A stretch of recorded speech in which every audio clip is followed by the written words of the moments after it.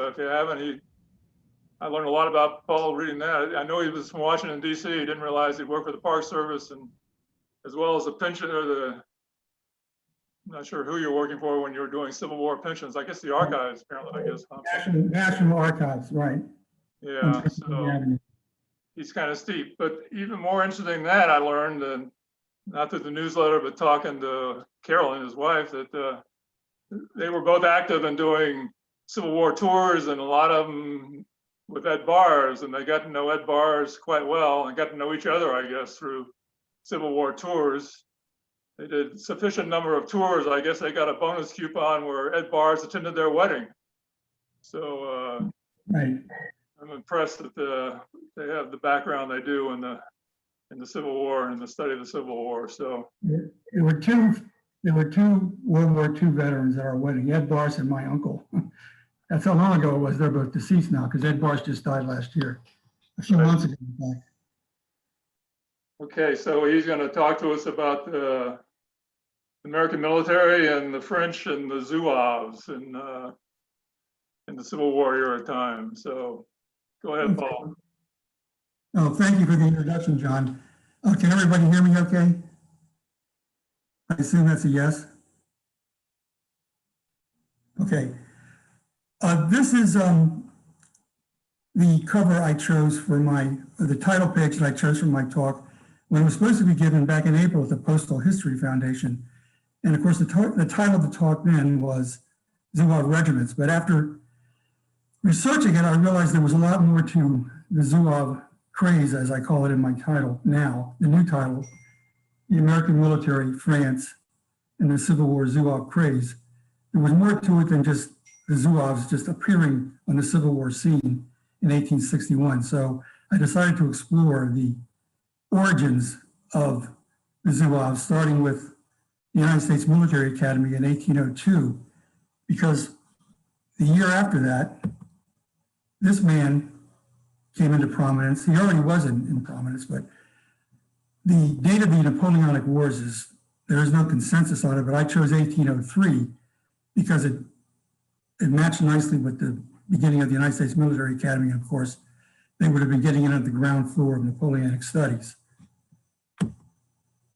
This is Napoleon's tactical masterpiece at Austerlitz on December 2nd, 1805. Austerlitz is in Moravia, by the way, which is now in Czechoslovakia. Now, if we fast forward to July 1861, near Manassas Junction, Pierre Gustave Toutant Beauregard, and with a name like that, he may have been born with the Napoleonic complex. He grew up speaking French before he learned English in Louisiana, that much we know. But he's planning his battle in July of 1861 on the banks of Bull Run. And of course, he's going to pattern after this battle, the Battle of Austerlitz. He even builds an observation post to survey his masterpiece, but he has to abandon it soon after the battle starts because it doesn't turn out the way he hoped. The battle was surging in his direction, and therefore he had to leave his observation post, even though he did win in the end. Sylvanus Stayre, the father of the United States Military Academy, he was himself an early graduate of the Academy. This is his postage stamp that, of course, I was thinking appropriate to my presentation in April at the library of the Postal History Foundation. But anyhow, it's still a pretty good picture of him. This came out in 1985 on the occasion of the 200th anniversary of his birth in Braintree, Massachusetts. But in 1815, he was chosen by then Secretary of War, James Monroe, to go to France. Monroe gave him $5,000 to spend on specimens of arms and equipment, books, maps, anything that was of relevance that could help the military academy. And so he went over there in 1815. In fact, he arrived about 2 weeks after the Battle of Waterloo, which must have been an interesting time to be in France. He spent 2 years at the equivalent of the French military academy at Saint-Cyr. And when he came back in 1817, now President Monroe made him the superintendent at the United States Military Academy, where he introduced French, he emphasized French. Let me read what I wrote here. He called it the sole repository of military science, the language of war. And engineering, of course, was at the top of the list of subjects taught at the West Point at that time. Dennis Hart Mahan, he was first in his class at West Point in 1824. Obviously, he was influenced by Sylvanus Thayer, who was superintendent when he was there. He started teaching even before he graduated, when he was in his third year as a cadet. And he would be there for almost 50 years as a teacher. And his main emphasis was on Napoleonic tactics, especially the works of Baron Henri Jomini, who was a staff officer with Napoleon.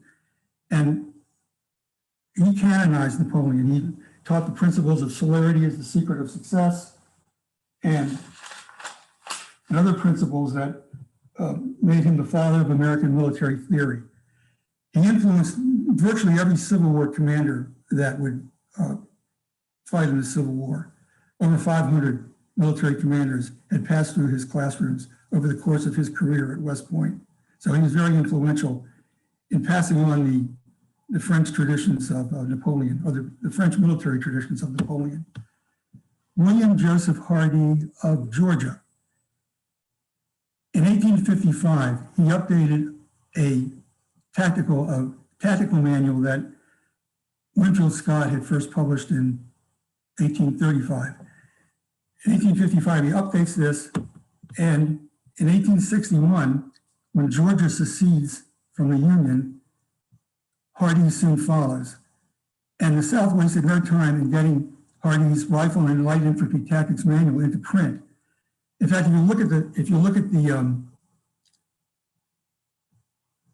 author's byline, it's Brevet Lieutenant Colonel W.J. Hardy, CSA. Well, he wasn't a brevet lieutenant colonel in the Confederate States Army. He was a brevet lieutenant colonel in the regular Army. He wouldn't become a colonel in the Confederate Army until the middle of March.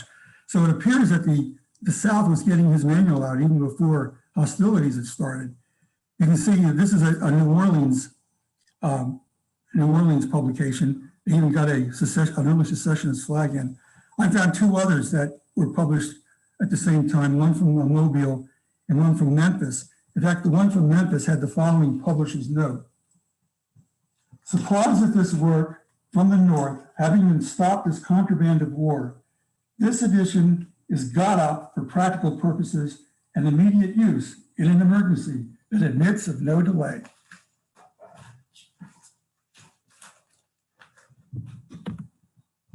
I think you recognize this man. Now I'm going to refer back to Napoleon, or my earlier slide. You might have noticed that Napoleon had his hand tucked in his shirt, which is a very classic pose. Sorry about that.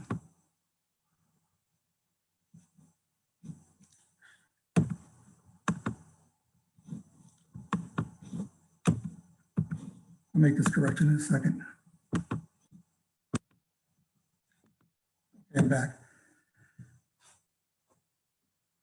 Napoleon, this is at least the third publication of his bayonet exercise book. Now, when he first wrote it in 1852, he was a brevet captain in the engineers. And in the first sentence of his preface, he openly acknowledges that he had copied this, translating it from the French, from an esteemed French fencing master who he only identifies as initial M, Gaumard. But interestingly, you notice that this is in 1861, and it says George B. McClellan, Major General, U.S. Army, which is correct. The following year, 1862, this is published yet another time, but this time it says George B. McClellan, Commander-in-Chief, U.S. Army. I guess he hadn't seen Article 2, Section 1 of the Constitution that gave the man with the stovepipe hat in the White House that distinction. Okay, now we're in Algeria. This is a modern map. I can't attest to these borders or even some of these countries, except for Spain and Portugal. I'm sure they were there.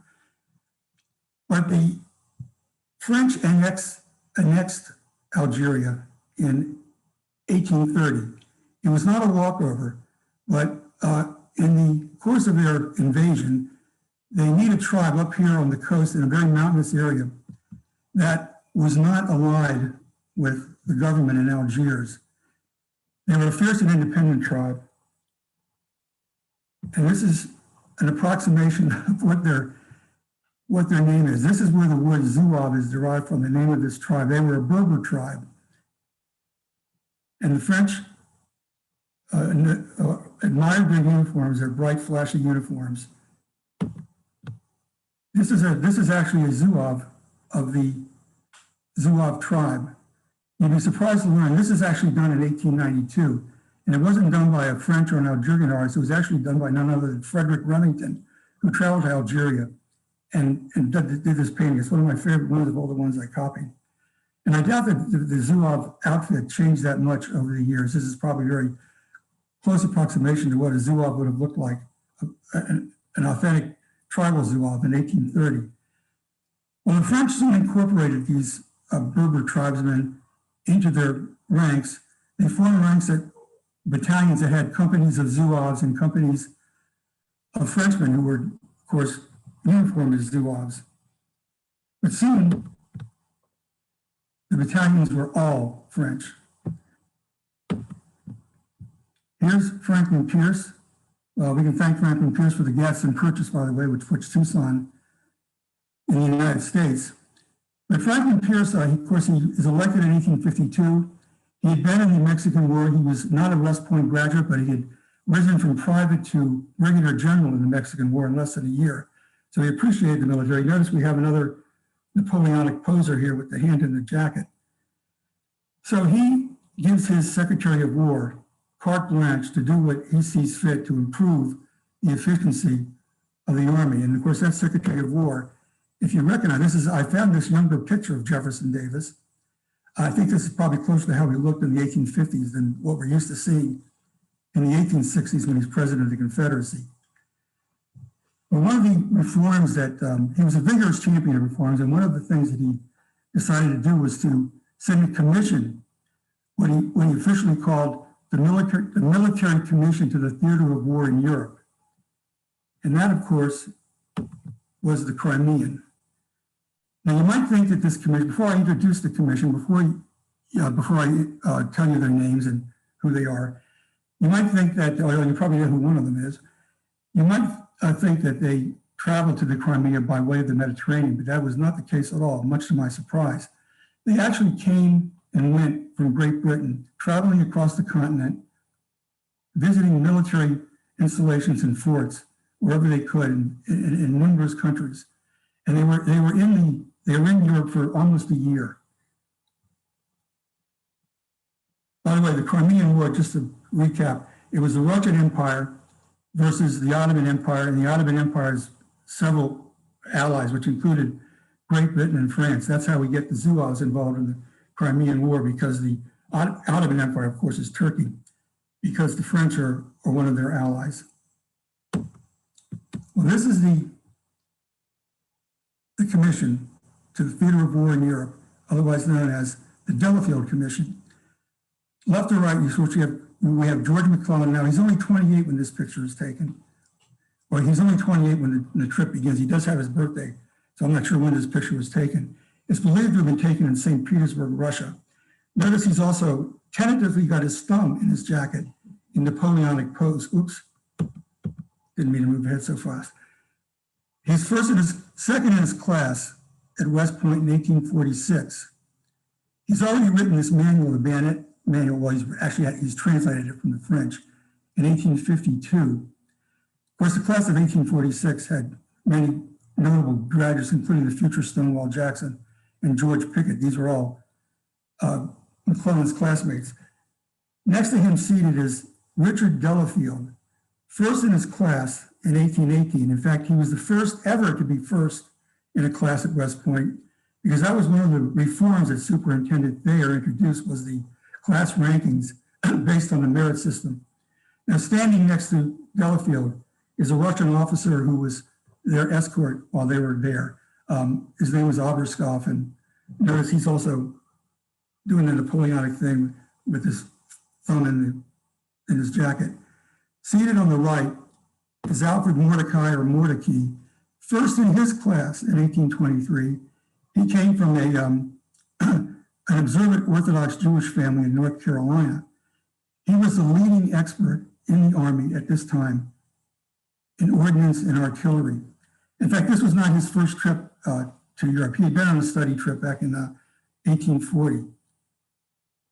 By the way, I didn't mention Delafield was from New York City, and that'll factor in later. Okay, so getting back to, before I move to the next slide, they arrived in the Crimea in early October. By then, they had just missed the siege of Sebastopol, which had lasted 11 months. Both armies were exhausted and had gone into winter camp. So, and they were only there from October 8th to November 2nd. So during that time, they certainly were able to visit the camps. And they would have seen this. These are French Zouaves that were in the Crimea at that time. And notice, I want to point out, this was a common Zouave practice. This man is having his head shaved. Many of the Zouaves would do that. And while they were also there, they would see scenes like this. Notice the scrambled eggs on these officers' arms, on these officers' sleeves. And like this. And like this. These photographs were all taken by an English photographer named Roger Fenton. But the Zouave, but now McClellan returned from France, gushing about the Zouaves that he had seen. He said, with his graceful dress, soldierly bearing, and vigilant attitude, the Zouave at his outpost is the beau ideal of a soldier. In addition to that, newspaper accounts of Zouaves were beginning to appear, including illustrated ones, which would actually have pictures of the Zouaves. And it wasn't just their exploits on the battlefield and the beau ideal notions of George McClellan. They also would publish the stories of their off the battlefield antics, such as they were notorious for petty thievery and looting broken down supply wagons. So that was in the 1850s, and it was attracting the attention of Americans. And finally, we get this man, the man with the folded arms, is Elmer Ellsworth. In 1860, he starts the United States Zouave Cadets in Chicago. Now, Ellsworth was from New York. He was born near the Saratoga battlefield in New York in 1837. He had always been interested in military drilling, and even as a lad. And so he organizes this group, and they start touring the country. Oh, by the way, the curator of the West Point Museum, the late Michael McCaffrey says the cadets' uniform owes more to the circus than to the military traditions of the Zouave. In fact, they had at least three different changes of uniform. This one, obviously, this one's different, and this one is yet different again. And Ellsworth, of course, is their officer. So they begin this tour, visiting 20 cities. Ellsworth is a sensation. They dazzle crowds with their elaborate drills and their bayonet and rifle exercises. And this is a photograph of Zouave, of Elmer Ellsworth. One of his friends wrote, his pictures sold like wildfire. Schoolgirls dreamed over the graceful wave of his curls. In fact, there were at least 12 photos of Ellsworth that sold many times. He was, as John Hay, Lincoln's secretary, said, he was the most talked of man in the country for a time. In fact, he became friends with the Lincoln family. Very close to Abraham Lincoln, who called him the greatest little man I ever met. And one observer said he was like Lincoln's sort of pet. In any case, he traveled to Washington with the Lincoln family from Springfield when Lincoln was going to be inaugurated. And once the war began, he started his own regiment. He went to New York. He recruited firemen to perform the 11th New York Infantry. In fact, this would be a pattern that would repeat itself, recruiting firemen to Zouave regiments. They were sought after as soldiers in the Zouave regiments. So on May 23rd, Virginia secedes from the Union. Ellsworth, probably because of his close relationship with Lincoln, wrangles the choice of assignment of invading Alexandria. In fact, he does so by boat. He doesn't even have to walk across the bridge and walk down the shore of the Potomac. So it's a kind of amphibious landing, although it's uncontested. However, on the way into town, Ellsworth notices a flag flying over a hotel called the Marshall House. And he and several of his soldiers decide to go in and tear it down. And this is what happens. He's met in the staircase by the hotel proprietor, James Jackson, who shoots a shotgun blast into his chest. In fact, the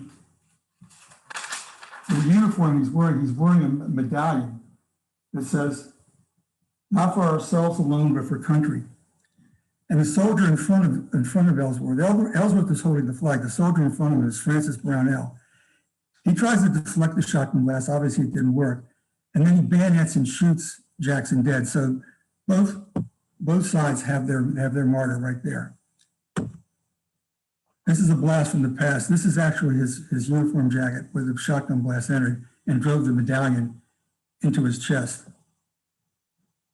Of course, this precipitated a flood of outrage and grief in the North, as well as patriotic covers like these. You can see this is the last letter of Ellsworth to his parents, where he says he expects their entrance into Alexandria to be hotly contested, which it wasn't. All the soldiers had left. The only one that contested things was James Jackson at the Marshall House. And of course, there was sheet music. And Brownell was hailed as a hero. You might notice that he's standing on the flag. He's standing on the flag, by the way.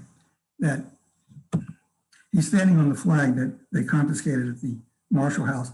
If you notice his belt, you see the letters M-I-E-R. That's the word premier. That was the firehouse that he had belonged to in New York City.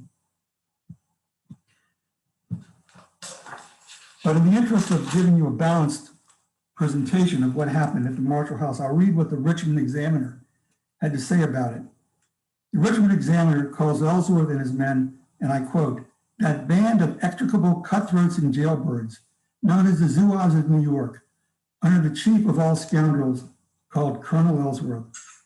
Jackson met the favorite hero of every Yankee there in the hall, he alone, against thousands, actually there was only 4 of them, and one of them was a reporter, and shot him in the heart. As a matter of course, the magnanimous soldiery surrounded him and hacked him to pieces with sword bayonets on the spot in his own violated home. But he died a death which emperors might envy, and his memory will live in history and in the hearts of his countrymen through endless generations." That's the Richmond Examiner, but keep in mind, this is the same paper that a year later would harshly criticize the choice of Robert E. Lee to replace Joseph Johnson to lead the Confederate Army. This is the uniforms that they changed to. This is still the 11th New York Volunteer Infantry. They changed to these uniforms in time for the First Battle of Manassas.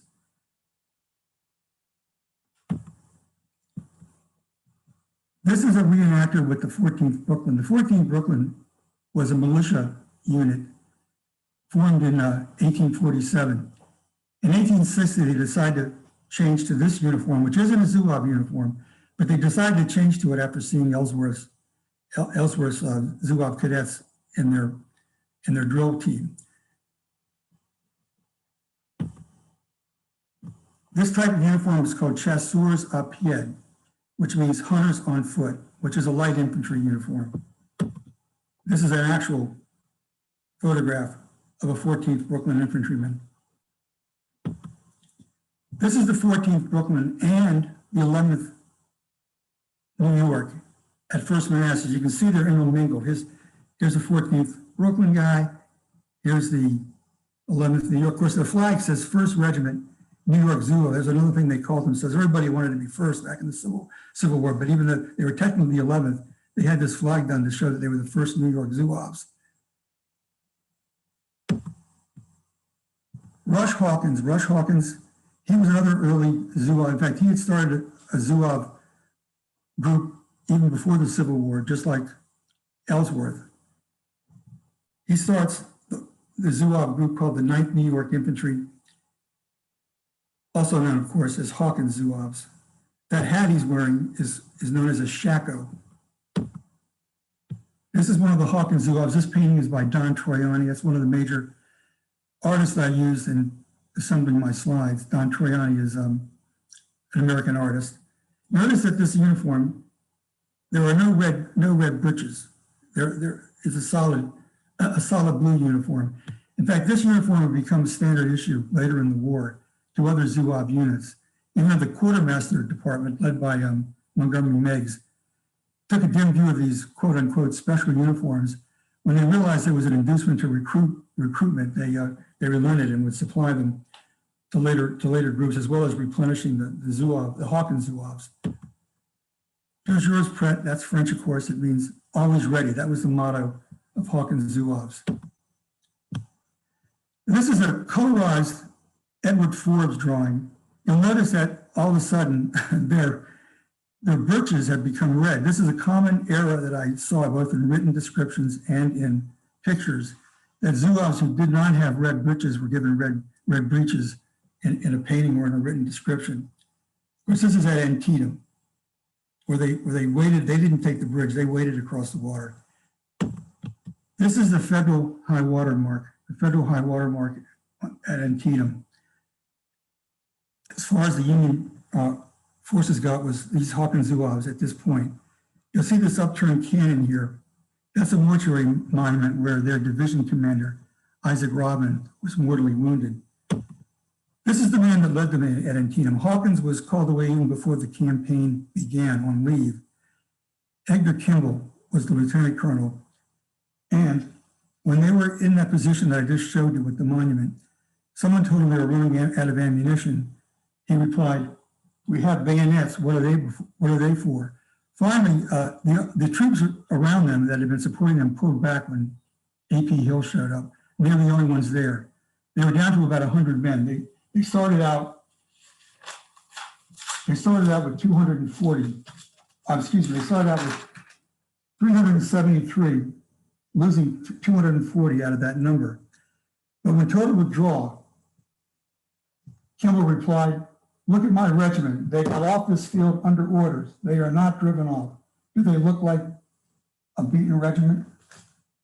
Unfortunately, Kimball was murdered the following year in April of 1863 by General Michael Corcoran of the Irish Legion in a drunken dispute over a password when both men were down in Suffolk, Virginia.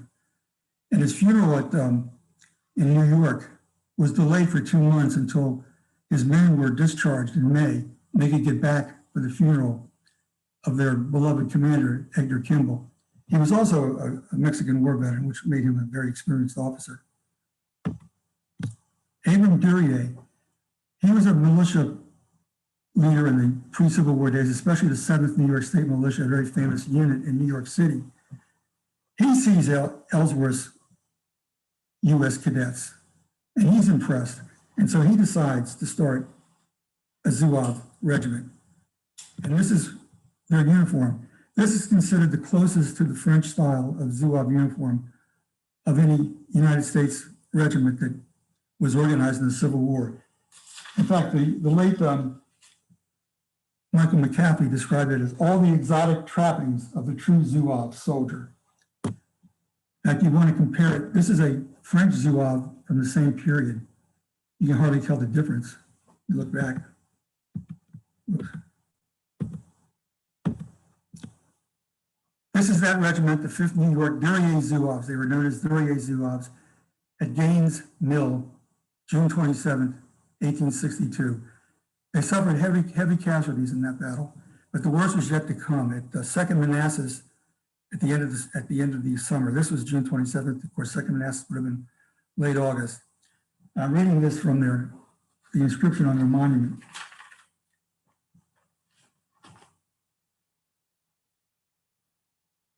They were 490 men engaged. They were killed or mortally wounded, 124. Wounded, 223. Both color bearers and 7 of 8 of the color guard were killed.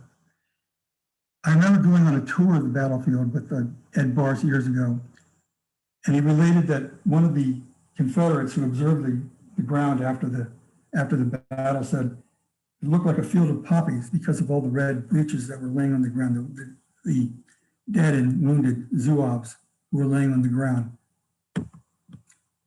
This is the reenactors of the Guerrier Zouaves. Some of you might recognize where they are. They're standing on Little Round Top. And in the background, there is the statue of Gouverneur Warren. The reason they're there is they were not at, of course, they were already, they were mustered out, that this regiment, the original regiment, of course, these are reenactors, was mustered out in May of 1863. So they were not at the Battle of Gettysburg. However, they come here to honor their colonel, that would have been Gouverneur Warren, who when Abram Duryea was bumped up to higher command in late August of 1861, took over as their colonel and served as their colonel and the colonel of their brigade for about a year. By the way, today is Gouverneur Kimber Warren's birthday, and he would have been 33 at the Battle of Gettysburg. It's very young when you think about it. Born in 1830. It's also the birthday of James Longstreet, just to balance the birthdays, 1821 for Longstreet. By the way, there's a website called the Civil War Zouave database, and it lists all the reenactment groups that portray Zouaves, and I counted 16 of them. This is still Guerrier Zouaves, but it's the second version of them. It's also the fifth, but the fifth New York veteran volunteers, which were organized after the first, the old fifth was mustered out. The person who organized them was Cleveland Winslow, the man in these tall riding boots. Oops. Initially, they chose this uniform, which is a light blue jacket. Then they reverted to this uniform, which is similar to the one that the original Old Fifth wore. The men in the background are all reenactors. You can see they're exercising the distinctive drill of the Zouaves.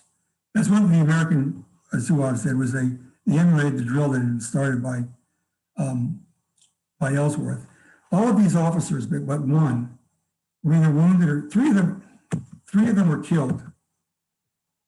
One was badly wounded, and only one escaped his wounds. In fact, Cleveland Winslow, the colonel, he would die of his wounds after Cold Harbor. Pitching Quoits, 1865. That's the title of this painting by Winslow Homer. Quoits was a game similar to horseshoes, except you can see they're pitching rings. Now, it puzzled me why some of the men were wearing fezzes. Some were wearing turbans. You see fez here, turban there. Until I realized that they're all wearing fezzes. The difference is that some have taken a sash and wrapped it around their turban, or wrapped it around their fez to form a turban. Now, I have an anecdote relevant to this painting. A sculptor named James Kelly, you would know Kelly's work if you've been to Gettysburg and see the John Buford statue on the first day's battlefield. That's Kelly's work. But in 1873, when he was still in his late teens, he was fortunate to be taken in and mentored in illustrating by Winslow Homer. In fact, if you were considering taking up art, Winslow Homer advised him to practice drawing old hats and shoes. In any case, in his first visit to Winslow Homer's studio in New York City, Winslow Homer pulled out a Duryea Zouave uniform. Now, he didn't tell Kelly what he did with the uniform, but I think looking at this painting, he realized he used it to authenticate his work. By the way, a Duryea Zouave uniform was appraised a few years ago on the Antiques Roadshow at $15,000. So check the backs of your closet just in case.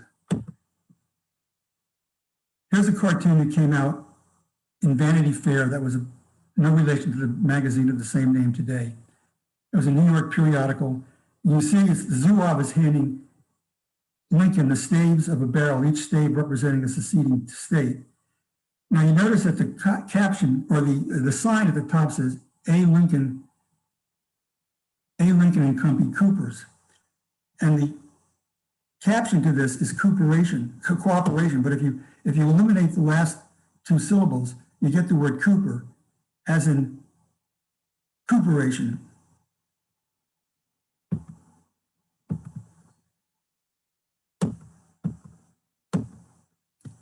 Well, the Zouave craze actually penetrated the White House. This is young Tad Lincoln, who's dressed in a Zouave costume. You notice he penciled in a mustache and goatee, which was not actually inauthentic. Many actual Zouaves imitated the French and wore facial hair, as well as shaving their heads, as I mentioned before. And sometimes when the hair would grow back, they would carve patriotic motifs in the stubble, like an eagle. It became a children's fashion. In fact, I have another anecdote from the memoirs of James Kelly, the sculptor. Kelly was only 5 years old when the war began. And one day, they visited their home in Brooklyn, a family friend who had enlisted in Duryea's Zouaves. And Mrs. Kelly was so impressed with his uniform that she made little Jimmy a uniform just like it. And then they went to visit a fort near them that they wanted to visit the troops that were stationed there. And so naturally, he wore his uniform to visit the fort. I'll let Kelly tell it from there. He says, on our way, the proudest event in my life happened. A Zouave in the car, evidently attracted to my costume, took me on his knee while we rode to the fort. I have never felt so important since.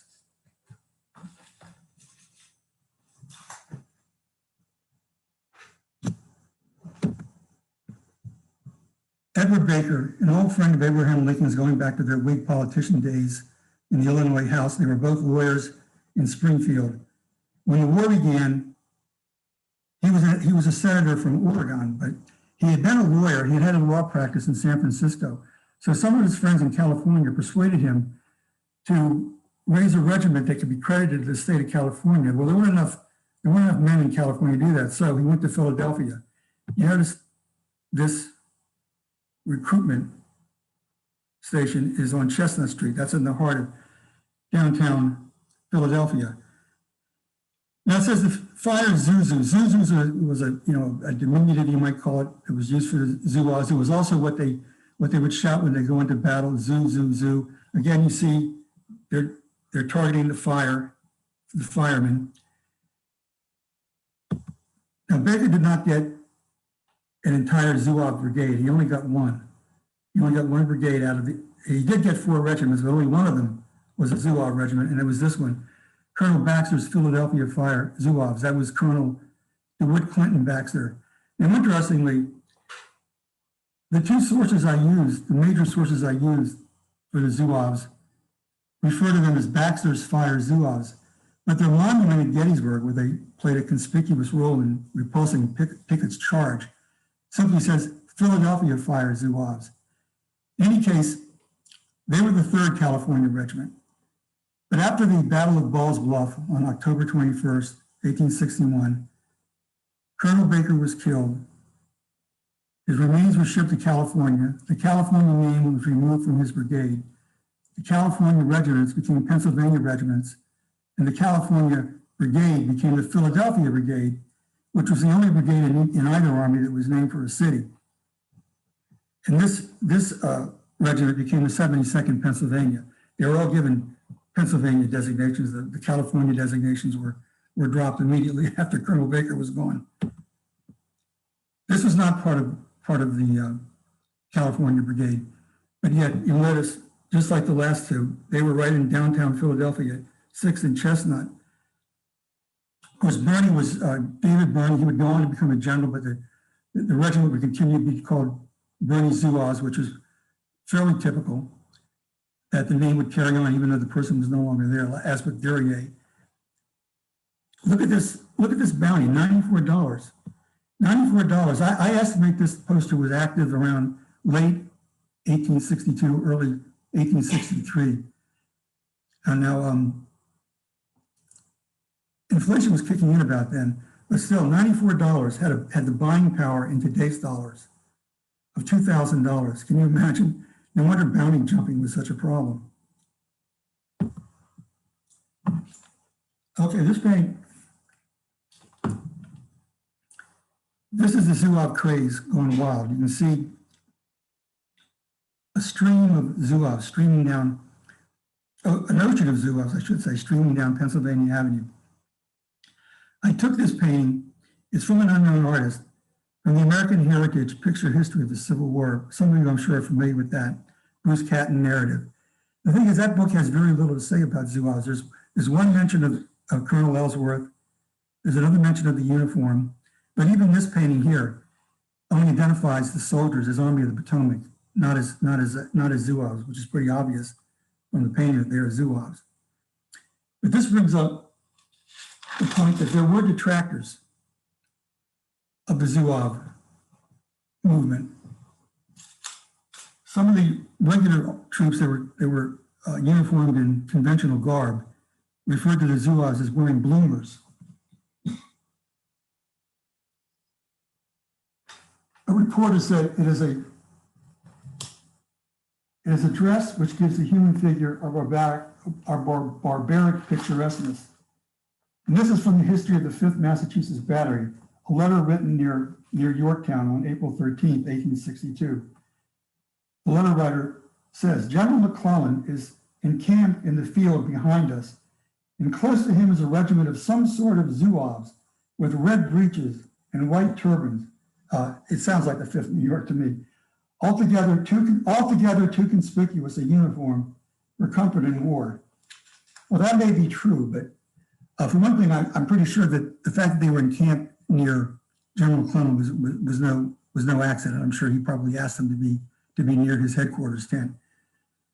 But this uniform, aside from even though it was conspicuous in battle, it gave the Zouave his esprit de corps, which we can call, in translation, group loyalty or common bond. Let's call it herd identity, esprit de corps. Also, élan, a favorite word of Jeb Stuart and his cavalrymen. Élan was their dashing quality or their flair. And these are our first Confederates. This is the Tiger Rifles of the 1st Special Battalion Louisiana Infantry. Now, I'd call your attention to their trousers. These are made of bed ticking. Bed ticking is mattress material.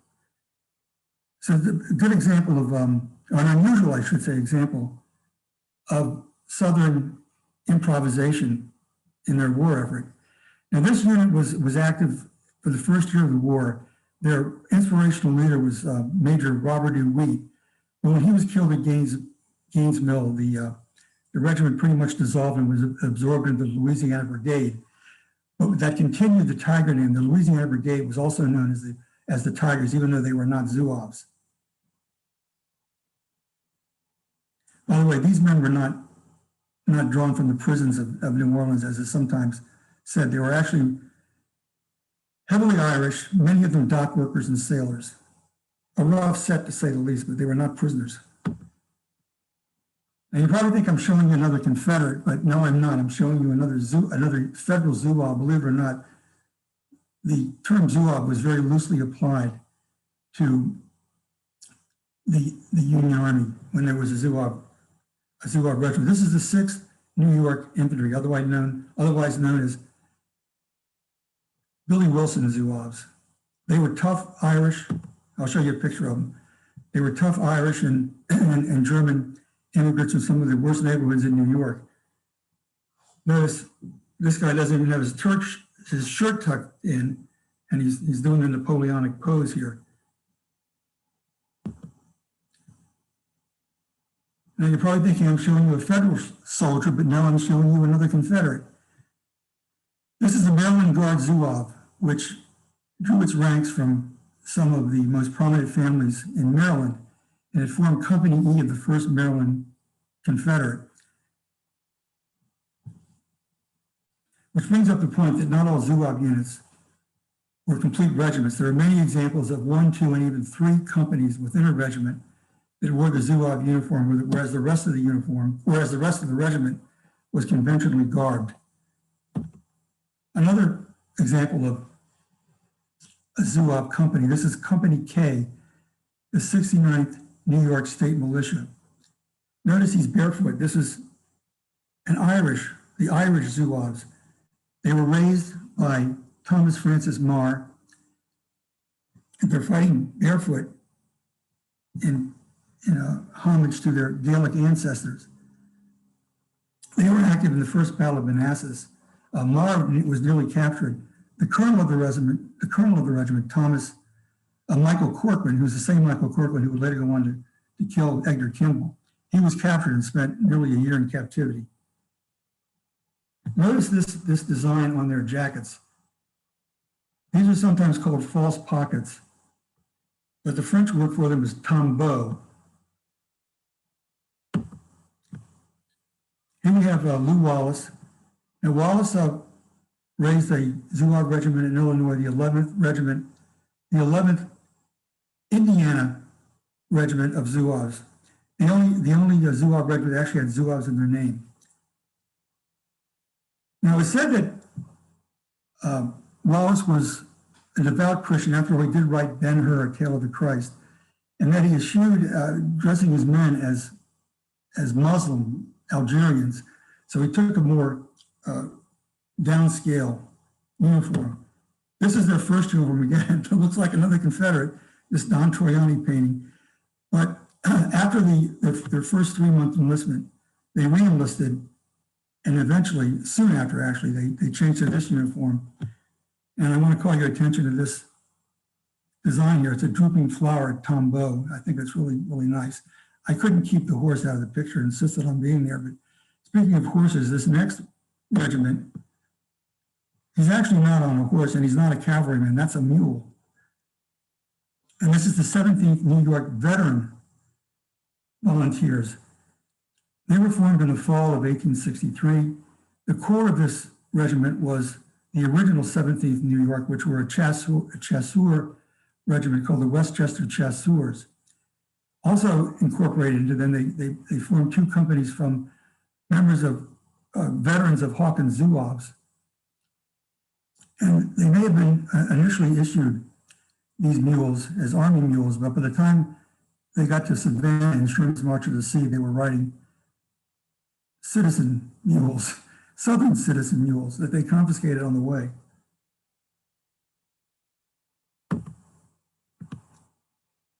Here we have on the left, the 72nd Pennsylvania Infantry, and again, it's a Baxter Zouave or a Philadelphia Fire Zouave. On the right is a Bernie Zouave. Those are the 2 men whose posters we saw. In the center is obviously not a soldier, but a vivandier. That was, again, this is another offshoot of the Crimean War. Notice she's wearing these chevrons. These are hospital chevrons. So she's qualified to be a nurse, but she's also packing a pistol as well as a sword just in case. Vivandier, that is the word in French for these women.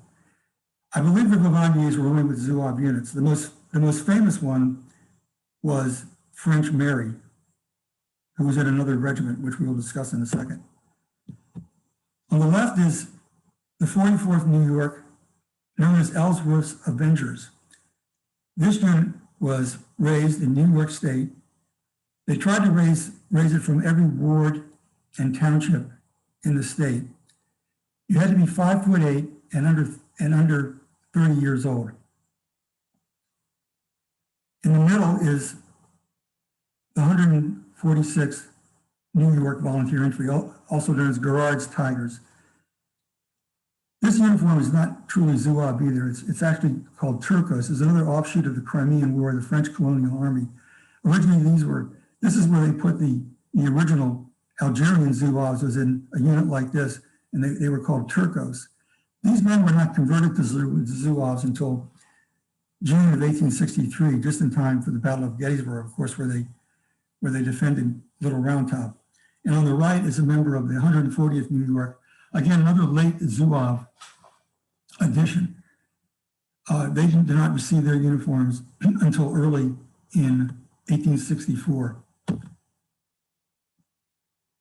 This is the 114th Pennsylvania, known as Collis Zouaves. They were raised by an Irish immigrant and lawyer named Charles Collis, who received the Medal of Honor at the Battle of Fredericksburg. They had the most famous of the vivandiers named French Mary, who wore a barrel of whiskey on her belt, a small barrel of whiskey to dispense to the men. They took heavy casualties at the Battle of Gettysburg. They lost a lot of men, many of them captured. But after that, they had the good fortune of being assigned to George Meade's headquarters guard. In fact, their uniforms, they kept their uniforms up by importing material from France.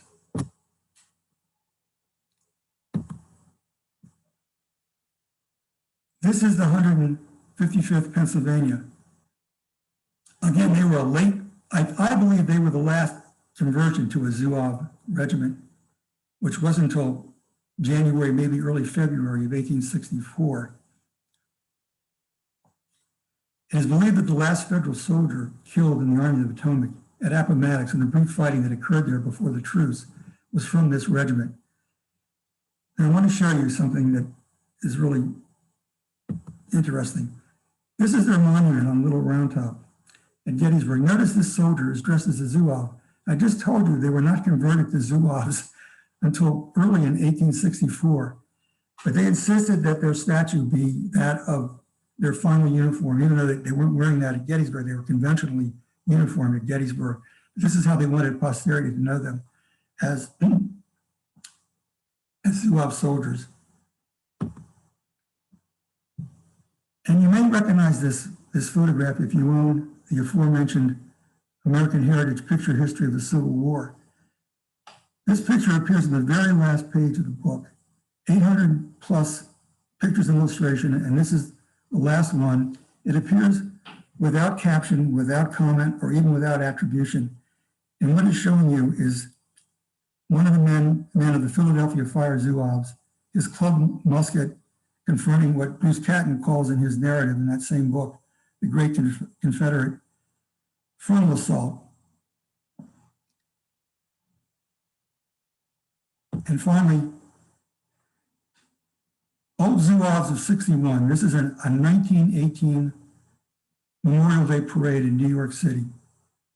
And I will end my talk before showing you my bibliography the way I began it, with the brochure from the exhibit at Fort Ward Museum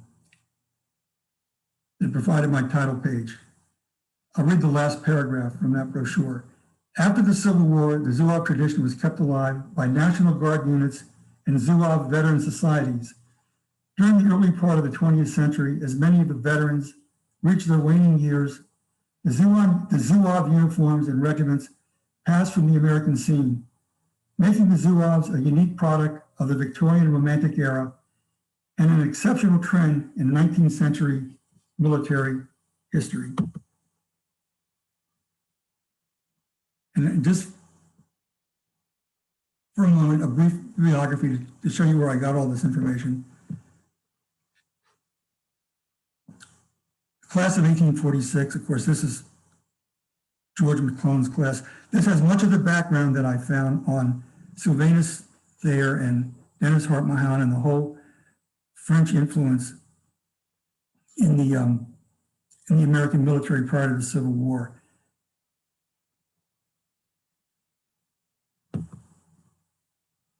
This is one of the two books where I drew my my photographs from, my pictures from. The artist here is an Englishman named Bill Younghusband. The author is Robin Smith. This is an Osprey military imprint, which is a British publication. You can tell because words like color end in O-U-R. This is the other book I use. This, of course, is the Don Troiani book, and the chapter on the Zouaves is written by the late Michael McAfee, an expert on Zouaves, who was a curator at the West Point Museum, where they have many Zouave uniform examples. This is the best book you'll find, I think, on the Eleanor Ellsworth phenomenon. I got most of my material about Ellsworth from this book. And you'll notice this again is another example of the red breeches. This is supposed to be the 11th New York Fire Zouaves, who did not have red breeches. They were actually wearing dark trousers at the Battle of First Manassas. And the anecdotes I got from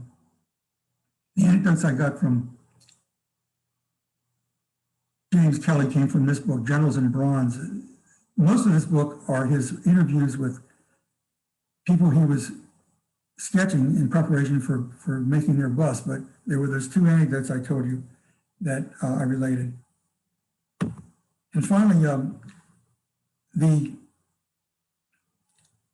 regimental history I read came from, the reference came from this book. They could have used some help with the cover art here, but this book came out the same year as Bruce Catton's American Heritage Picture History of the Civil War in 1960. Francis Lord, he also did a Civil War collector's encyclopedia, which was helpful. And that is all. Well, Paul, that is an absolutely amazing talk. Just incredible. So what we're doing here is, if you have questions for Paul, if you wouldn't mind putting them into chat. Some of us have already been doing that, but put them into chat, and then I'll just ask Paul some of these questions. Okay, so we don't want to unmute here. We're just going to do it via the chat. So one of the first questions, Paul, was from John Fearnow. Were the French Zouave units comprised entirely of Africans, or were they mixed with Frenchmen? Initially, they had mixed battalions, mixed meaning there'd be like one company of French Zouaves, of Algerian Zouaves, and the other companies, Frenchmen or Europeans. But within about a decade, all of the French Zouave units were Frenchmen, except for the Turcos. As I mentioned before, there was these Turcos who were sharpshooters. They were the Algerians. I'm sure the Zouave tribe continued to be Zouaves in their native land of Algeria, but the Zouave units were not mixed with Africans or Algerians, excuse me. Okay. Great. Especially by the time they got to the Crimea. There were three Zouave regiments in the Crimea. I think I mentioned that, and they were all Frenchmen. Okay. Another question from John. Besides the distinctive uniforms, did the Civil War Zouave units have any other distinctive rituals or practices? Well, I mentioned shaving their heads and then sometimes carving patriotic motifs in the stubble. Some of them actually had very strict moral codes. Ellsworth Avengers was one of those. That's the 44th New York. Ellsworth, of course, had nothing to do with that. They were just calling themselves Ellsworth Avengers. He was long gone by the time that unit was formed. But Ellsworth's U.S. Zouave cadets also had a strict moral code, which would be no drinking. But that would have shocked any French Zouave because they were anything but, keeping a strict moral code.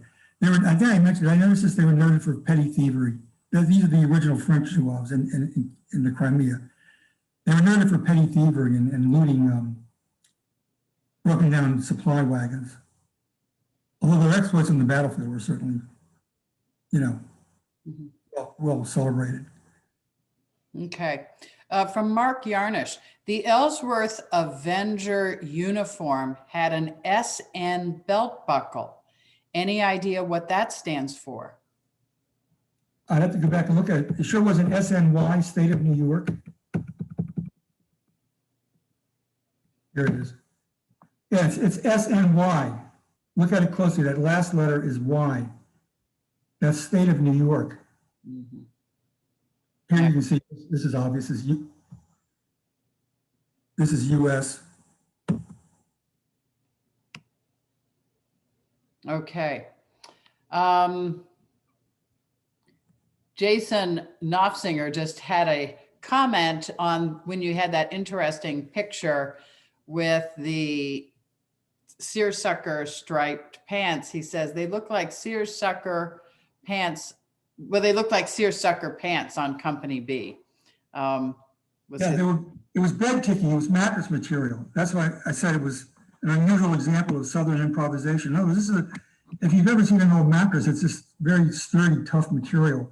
And so they took those and fashioned these Zouave trousers out of them. They probably lasted a long time. If you've ever seen an old mattress, the material is pretty sturdy.